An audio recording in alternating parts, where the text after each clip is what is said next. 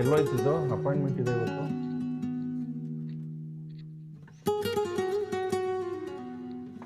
ಲವ್ವಾ, Oreo, come down, ಬಾ ಹೋಗೋಣ, time ಆಯ್ತು.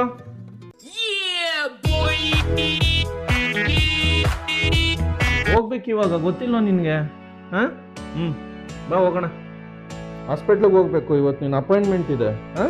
ಓಕೆ.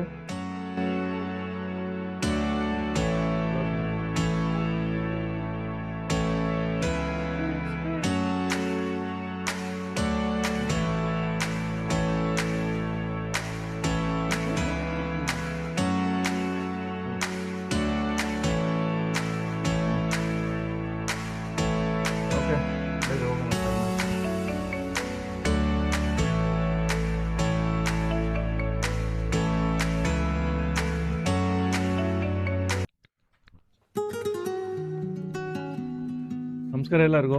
ಸೊ ನಾವು ಇವತ್ತು ಮೋರಿಯೋನ ಡಾಕ್ಟರ್ ಅಪಾಯಿಂಟ್ಮೆಂಟ್ ಕರ್ಕೊಂಡು ಹೋಗ್ತಾ ಇದ್ದೀವಿ.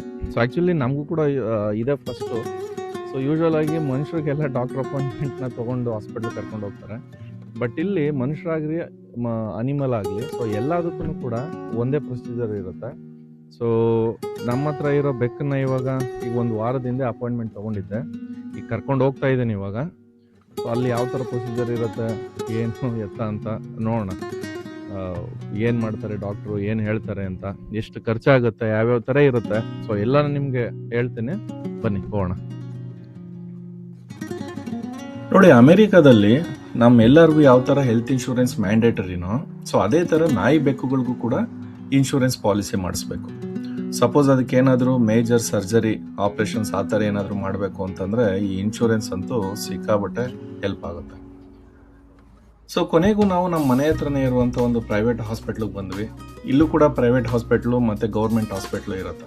ಸೊ ಗೌರ್ಮೆಂಟ್ ಹಾಸ್ಪಿಟ್ಲು ಅಂದರೆ ಯಾರ್ಯಾರು ಪ್ರೈವೇಟ್ ಹಾಸ್ಪಿಟ್ಲಲ್ಲಿ ಆಫರ್ ಮಾಡೋಕ್ಕಾಗಲ್ವೋ, ಇಲ್ಲ ಇನ್ಶೂರೆನ್ಸನ್ನ ಯಾರು ಪೇ ಮಾಡೋಕ್ಕಾಗಲ್ವೋ ಪ್ರತಿ ತಿಂಗಳು, ಸೊ ಅಂಥವ್ರಿಗೆ ಈ ಗೌರ್ಮೆಂಟ್ ಹಾಸ್ಪಿಟ್ಲು ಇರುತ್ತೆ. ಮತ್ತು ಇನ್ನೊಂದು ಕಂಡ್ರಿ, ಇಲ್ಲಿ ಯಾವುದೇ ನಾಯಿ ಬೆಕ್ಕುಗಳು ನೋಡ್ತೀವಲ್ಲ, ಸೊ ನಿಮ್ಮ ನಾಯಿ ಹೆಸರೇನು, ಈ ಬೆಕ್ಕನ ಹೆಸರೇನು ಅಂತ ಕೇಳೋವಾಗಿಲ್ಲ. ಅದು ಕೇಳಿದ್ರೆ ಓನರ್ಗಳಿಗೆ ಒಬ್ಬರಿಗೆ ಫುಲ್ಲು ಕೋಪನೇ ಬಂದ್ಬಿಡುತ್ತೆ. ಇನ್ನೊಂದಷ್ಟು ಜನ ಓನರ್ಗಳು ತುಂಬ ಬೇಜಾರಾಗ್ಬಿಟ್ಟು, ಓ ನೋ, ಇದು ನಾಯಿ ಅಲ್ಲ, ಇದು ಬೆಕ್ಕಲ್ಲ, ಇವನ ಹೆಸರು ಇದು, ಅವನ ಹೆಸರು ಇದು ಅಂತ ಹೇಳ್ತಾರೆ. ಸೊ ಅದಕ್ಕೋಸ್ಕರ ನಾವು ಫಸ್ಟು ಓಕೆ ಇದರ ಹೆಸರೇನು, ಇವನು ಯಾರು, ಏನು ಅಂತ ಮೊದಲು ಅದಕ್ಕೆ ಗೌರವ ಕೊಡಬೇಕು. ಆವಾಗ ಓನರ್ಗಳಿಗೆ ಖುಷಿ ಆಗುತ್ತೆ. ಸೊ ನಾವು ಇಲ್ಲಿ ನೋಡ್ತಾ ಇದ್ದ ಹಾಗೇನೆ ಯಾವುದೋ ಇನ್ನೊಂದು ನಾಯಿ ಕರ್ಕೊಂಬಂದಿದ್ರು, ಅದ್ರ ಪಕ್ಕ ಇನ್ನೊಂದು ಚಿಕ್ಕ ನಾಯಿ ಕೂಡ ಇತ್ತು. ಸೊ ನಮ್ಮ ಓರಿಯೋಗೆ ಇದೆಲ್ಲ ಹೊಸದು. ಇಲ್ಲಿ ನಿಂತಿರೋ ನಾಯಿನೋ ಅದು ಉಸಿರಾಡ್ತಾ ಇದ್ರೆ ನಮಗೆ ಭಯ ಆಗೋದು. ಅದ್ರ ಸುತ್ತ 5 ನಿಮಿಷದಲ್ಲಿ ಜೊಲ್ಲನ್ನೆಲ್ಲ ಸುರಿಸಿ ಎಲ್ಲ ವೆಟ್ ಮಾಡಾಕಿತ್ತು. ಬಟ್ ಆದ್ರೂ ಇಲ್ಲಿ ಎಷ್ಟು ನೀಟ್ನೆಸ್ ಮೇಂಟೈನ್ ಮಾಡ್ತಾರೆ ಅಂದ್ರೆ, ಸೊ ಆ ನಾಯಿ ಹೊರಗಡೆ ಹೋಗಿದ ತಕ್ಷಣ ಅದನ್ನೆಲ್ಲ ಕ್ಲೀನ್ ಮಾಡಿದ್ರು. ಸೊ ಅಷ್ಟೊತ್ತಿಗೆ ನಮ್ಮ ಡಾಕ್ಟರ್ ಕೂಡ ಬಂದ್ರು.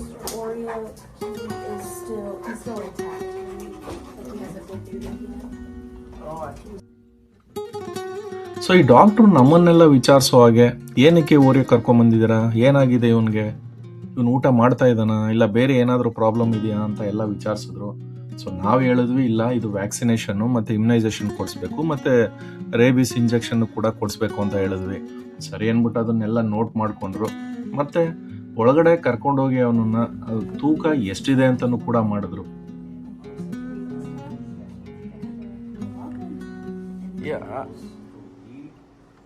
ಸೊ ಅಂದಾಗೆ ನನ್ನ ಮಗಳಿಗೆ ಬೆಕ್ಕನ್ನು ಮೇಂಟೈನ್ ಮಾಡೋದು ಅಂದರೆ ಸಿಕ್ಕಾಬಟ್ಟೆ ಇಷ್ಟ. ಅವಳು ಡಾಕ್ಟರ್ ಜೊತೆ ಮಾತಾಡಿ ಇದಕ್ಕೆ ಎಷ್ಟು ಊಟ ಕೊಡಬೇಕು, ಯಾವಾಗ ಸ್ನಾನ ಮಾಡಬೇಕು, ಹೊರಗಡೆ ಕರ್ಕೊಂಡು ಹೋಗ್ಬೋದಾ ಇದನ್ನು ಅಂತೆಲ್ಲ ಕೇಳಿ ತಿಳ್ಕೊಂಡ್ಳು. ಸೊ ನಮಗೂ ಕೂಡ ಖುಷಿ ಆಯಿತು. ಸೊ ಅಷ್ಟರೊಳಗಡೆ ಇಂಪಾರ್ಟೆಂಟ್ ಆಗಿರೋ ಪಾರ್ಟ್ ಏನಪ್ಪ ಅಂತ ಅಂದರೆ ಬಿಲ್ ಪೇ ಮಾಡಬೇಕು. ಇಲ್ಲಿ ಯಾವ ಥರ ಅಂತ ಅಂದರೆ, ಇಲ್ಲಿ ಫಸ್ಟ್ ಎಷ್ಟಾಗುತ್ತೆ ಅಂತ ಅವ್ರು ಹೇಳೋದಿಲ್ಲ. ಸೊ ಮೊದಲು ಅದಕ್ಕೆ ವ್ಯಾಕ್ಸಿನೇಷನ್ನು, ಇಂಜೆಕ್ಷನ್ನು ಮತ್ತು ಈ ರೇಬಿಸ್ ಇಂಜೆಕ್ಷನ್ನು, ಸೊ ಅದನ್ನೆಲ್ಲ ಕೊಟ್ಟು ಒಂದೊಂದಕ್ಕೆ ಇಂಜೆಕ್ಷನ್ಗೂ ಕೂಡ ಒಂದೊಂದು ರೇಟ್ ಇರುತ್ತೆ. ಮತ್ತು ಇಲ್ಲಿ ಒಂದು ಸಾರಿ ವಿಸಿಟ್ ಮಾಡಿದ್ರೆ ಇಲ್ಲಿ ಆಫೀಸ್ ವಿಸಿಟ್ ಕೋಪೆ ಅಂತಲೂ ಕೂಡ ಪೇ ಮಾಡಬೇಕು. ಸರಿ, ನಾವು ಅದನ್ನೆಲ್ಲ ಬಿಲ್ನೆಲ್ಲ ಪೇ ಮಾಡಿ ಅಲ್ಲಿಂದ ಹೊರಟ್ವಿ.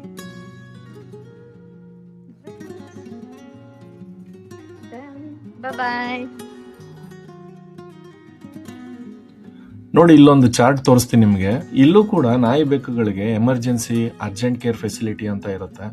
ಸೊ ಒಂದೊಂದಕ್ಕೂ ಕೂಡ ಒಂದೊಂದು ರೇಟ್. ಎಷ್ಟು ಕೊಟ್ಟಿದ್ದು ಚೆಕಪ್ಗೆ? ಅಯ್ಯೋ, ಚೆಕಪ್ ಮತ್ತೆ ವ್ಯಾಕ್ಸಿನೇಷನ್, ರೇಬಿಸ್ ಎಲ್ಲ ಸೇರಿ ಆಲ್ಮೋಸ್ಟ್ $110 ಆಯ್ತು. ಯಪ್ಪ, ನಮ್ಮೂರಲ್ಲಂತೂ ನಮ್ಮೂರಲ್ಲಿ ಕಾರ್ಕಳ್ಳಿಲಿ ಎಷ್ಟೊಂದ್ ಬೆಕ್ಕುಗಳು ಬರ್ತಿರ್ತವೆ. ಮನೆಯಲ್ಲೆಲ್ಲ ನಮ್ಮಮ್ಮ ನಾವ್ ಚಿಕ್ಕವರು ಇರ್ಬೇಕಾದ್ರೆ ಎಷ್ಟೊಂದ್ ಬೆಕ್ಕು ಬರ್ತಿತ್ತು. ಆದ್ರೆ ಬಂದ್ಬಿಟ್ಟು ಏನಿಲ್ಲ, ಒಂದ್ ಅಷ್ಟು ದಿನ 6 ತಿಂಗಳು ಇರ್ತಿತ್ತು ಅಷ್ಟೇ. ಹಾಲು ಮಜ್ಜಿಗೆ ಎಲ್ಲ ಕುಡ್ಕೊಂಡು ಹೋಗ್ತಾ ಇತ್ತು. ಬಟ್ ಇಲ್ಲಿರ ಬೆಕ್ಕುಗಳಿಗಂತೂ ಮೇಂಟೆನೆನ್ಸ್ ಅಂದ್ರೆ ಕಷ್ಟನೂ ಏನಿಲ್ಲ. ಅಷ್ಟೇ, ಅದು 6 ತಿಂಗಳು ಆದ್ಮೇಲೆ ಮತ್ತೆ ವಾಪಸ್ ಅದೆಲ್ಲೋ ಹೋಗ್ತಂತ ಗೊತ್ತಿರ್ಲಿಲ್ಲ, ಹೊಟ್ಟೋಗೋದು. ಎಲ್ಲಾರ ಮನೇಲಿ ಅಲ್ಲಿ ಸಿಕ್ಕಿದ್ರೆ ಅದನ್ನೆಲ್ಲ ಕುಡ್ಕೊಂಡು. ಬಟ್ ಈ ಬೆಕ್ಕುಗಳು ನೋಡಿದ್ರೆ ಒಂಥರ ನಮ್ಮನ್ ಬಿಟ್ರೆ ಬೇರೆ ಇನ್ಯಾವ ಪ್ರಪಂಚನೇ ಇಲ್ಲ ಅದಕ್ಕೆ. ಎಲ್ಲೋದ್ರು ನಾವೇ ಬೇಕು ಅದಕ್ಕೆ. ಸೊ ಖರ್ಚಾಗಿದ್ದು ಪರವಾಗಿಲ್ಲ. ಸೊ ಆಲ್ಮೋಸ್ಟ್ ಒಂದು $110 ಅಂದ್ರೆ ಒಂದು $10,000. ಅವ್ರೇನಿಲ್ಲ, ಜಸ್ಟ್ ಒಂದು ಡಾಕ್ಟರ್ ಒಂದು 2 ನಿಮಿಷ. ಇಲ್ಲೇ ಇದೆ. ಇಲ್ಲಿ ನೋಡಿ ಇದು. ಸೊ ಈ ವರ್ಷದಿದ್ದು ರೇಬಿಸ್ ಮತ್ತೆ ವ್ಯಾಕ್ಸಿನೇಷನ್, ಇಮ್ಯುನೈಸೇಷನ್ ಎಲ್ಲ ಮಾಡ್ಸಿರೋದಕ್ಕೆ ಇದೊಂದು ಪ್ರೂಫ್ ತರಾನೇ ಏನೋ ಕೊಟ್ಟಿದ್ದಾರೆ. ಏನೋ ಬರ್ದಿದೆ ಅದರಲ್ಲಿ 2026 ರೇಬಿಸ್ ಅಂತ. ಸೊ ಇನ್ನು ನೆಕ್ಸ್ಟ್ ಇಯರ್ ಕರ್ಕೊಂಡು ಹೋಗ್ಬೇಕಿದ್ದನ್ನ ಪುನಃ. ವರ್ಷ ಕೊಡಿಸ್ಬೇಕಿದು. ಇನ್ನೇನು ನಮ್ಮಂಗನೆ ಅದನ್ನು ಈ ಮಕ್ಕಳನ್ನೆಲ್ಲ ವರ್ಷ ಕರ್ಕೊಂಡು ಹೋಗ್ತೀವಲ್ಲ, ಅದೇ ತರ ಇದನ್ನು ವರ್ಷ ಕರ್ಕೊಂಡು ಹೋಗ್ಬೇಕು. ರೇಬಿಸ್ ಅಂದ್ರೆ ಅದೇ ಏನಾದ್ರು ಕಚ್ಚಿದ್ರೆ ಅದು ಪರ್ಚಿದ್ರೆ ನಾಯಿಗಳಿಗೆಲ್ಲ ಆಗ್ತಾರಲ್ಲ ರೇಬಿಸ್. ಸೊ ಅದೇ ತರ ಇದಕ್ಕೂ ಆಗ್ತಾರೆ. ಓಕೆ, ಪರವಾಗಿಲ್ಲ. ಸೊ ಇವತ್ತಿನ ಡಾಕ್ಟರ್ ಅಪಾಯಿಂಟ್ಮೆಂಟ್ ಮುಗೀತು. ಸೊ ನಿಮ್ಗೆಲ್ಲರಿಗೂ ಗೊತ್ತಾಗಿದೆ ಅನ್ಕೋತೀನಿ. ಸೊ ಇಂಡಿಯಾದಲ್ಲಿ ಯಾವ ತರ ಇರುತ್ತೆ, US ಅಲ್ಲಿ ಯಾವ ತರ ಇರುತ್ತೆ, ಇದು ಕಂಪ್ಲೀಟ್ಲಿ ಡಿಫ್ರೆಂಟ್. ಇದು ಇಂಡಿಯಾದಲ್ಲೂ ಸಿಕ್ಕಾಪಟ್ಟೆ ಇದಾವೆ ಇವಾಗ. ಅಂದ್ರೆ ಇಂಡಿಯಾದಲ್ಲೂ ಕೂಡ ತುಂಬಾ ಎಲ್ಲಾ ಕಡೆನೂ ಇದೆ. ಬಟ್ ಇವಾಗ ಏನು ನಮ್ಮ ದೇಶದಲ್ಲೂ ಕೂಡ ಏನು ಇದಕ್ಕಿಂತ ಏನು ಕಡಿಮೆ ಏನಿಲ್ಲ. ಸೊ ಇಲ್ಲಿ ಯಾವ್ಯಾವ ತರ ಫೆಸಿಲಿಟಿ ಇದೆ ಅಲ್ಲೂ ಕೂಡ ಇದಕ್ಕಿಂತ ಜಾಸ್ತಿ ಫೆಸಿಲಿಟಿನೇ ಇದೆ. ಬಟ್ ಇಲ್ಲಿ ನಮ್ಗೆಲ್ಲ ಹೊಸದು. ಸೊ US ಅಲ್ಲಿ ನಾವು ಇದನ್ನ ಡಾಕ್ಟರ್ ಅಪಾಯಿಂಟ್ಮೆಂಟ್ ಅಂತ ಕರ್ಕೊಂಡು ಹೋಗಿದ್ದು ಹೊಸದೇ ಹೊರತು ಇದು ಇಲ್ಲ ಅಂತ ಏನಿಲ್ಲ. So first time. ಸೊ ನಮ್ಗೆ ಏನ್ ಅನ್ನಿಸ್ತು ಅದನ್ನ ನಾವು ನಿಮ್ಗೂ ಕೂಡ ತೋರಿಸಿದೀವಿ. ಸೊ ಓಕೆ, ಪರವಾಗಿಲ್ಲಪ್ಪ, ಇಷ್ಟ ಆಯ್ತು ಅಂತ ಅನ್ಸಿದ್ರೆ ವಿಡಿಯೋ, ಸೊ ದಯವಿಟ್ಟು ಶೇರ್ ಮಾಡಿ. ಸೊ ನಾವಿವಾಗ ಆಲ್ಮೋಸ್ಟ್ ಒಂದು 4,000 ವಾಚ್ ಅವರ್ನ ಮೀಟ್ ಮಾಡಕ್ಕೆ ಹತ್ರ ಹೋಗ್ತಾ ಇದ್ದೀವಿ. ಸೊ ನಿಮ್ಮ ಎಲ್ಲರ ಸಪೋರ್ಟ್ ಇದ್ರೆ ಸೊ ದಯವಿಟ್ಟು ಲೈಕ್ ಮಾಡಿ, ಶೇರ್ ಮಾಡಿ. ಸೊ ಇದರಿಂದ at least 4,000 watch hour so complete ಆಗುತ್ತೆ ಅಂತ ಅನ್ಕೋತೀನಿ. Thank you.